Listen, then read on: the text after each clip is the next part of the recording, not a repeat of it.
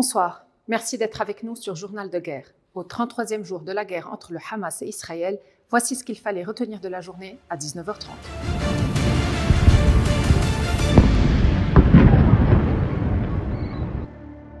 Nous commençons avec la situation à la frontière libano-israélienne. Le lancement de bombes au phosphore par Israël a repris mercredi après-midi dans la région de Haït al-Sha'ab, alors que les localités de Maïs el-Jabal et de Blida ont également été la cible de bombardements. Le Hezbollah a annoncé avoir tiré sur une force d'infanterie israélienne aux abords de la base de Shomeira et avoir causé des blessures. La formation pro-iranienne a aussi annoncé avoir attaqué une force d'infanterie de l'armée israélienne près de la caserne de Duviv mercredi à 14h en réponse aux tirs qui avaient visé des ambulances appartenant aux scouts d'Al Risala. Le communiqué du Hezb affirme que l'attaque a entraîné des blessures et des morts. De même, la région de Wadi Muslim entre Ramia et Beit el-Lif a été bombardée par l'artillerie israélienne alors que 3 missiles sont tombés sur Zarit et Shtoula, tandis qu'une salve de roquettes a été tirée en direction d'Israël. Plusieurs obus sont tombés dans la région de Bayadr el-Adas et Ara, au sud de Yaron, entre les villages de Yaron et Remesh.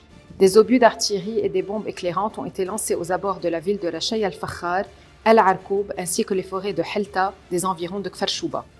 Le secrétaire d'État américain Anthony Blinken a appelé mercredi Israël à ne pas réoccuper la bande de Gaza une fois la guerre contre le Hamas terminée. S'adressant aux journalistes à l'issue des discussions des ministres des Affaires étrangères du G7 au Japon, M. Blinken a énuméré ce qu'il a qualifié d'éléments clés pour instaurer une paix et une sécurité durables. Les États-Unis estiment que les éléments clés devraient inclure aucun déplacement forcé des Palestiniens de Gaza, ni maintenant ni après la guerre, aucune utilisation de Gaza comme plateforme pour le terrorisme ou autres attaques virulentes, aucune réoccupation de Gaza après la fin du conflit. Il a ajouté que les autres conditions comprenaient l'absence de tentatives de blocus ou d'assiègement de Gaza ou de réduction du territoire de Gaza.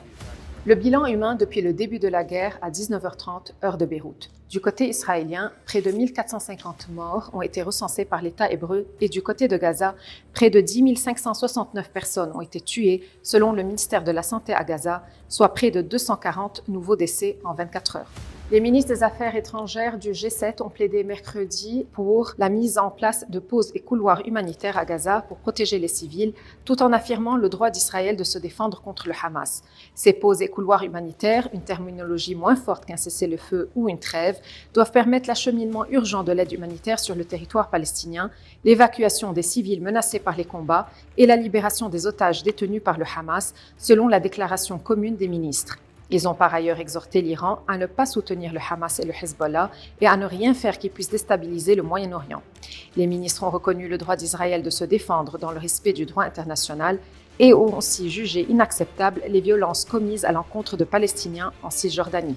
Le Qatar négocierait la libération d'une dizaine d'otages détenus dans la bande de Gaza en échange d'un cessez-le-feu dans ce territoire aux mains du mouvement palestinien. Le pays du Golfe mène une médiation en coordination avec les États-Unis pour obtenir la libération de 10 à 15 otages en échange d'un cessez-le-feu d'1 à 2 jours, a indiqué une source sous le couvert de l'anonymat.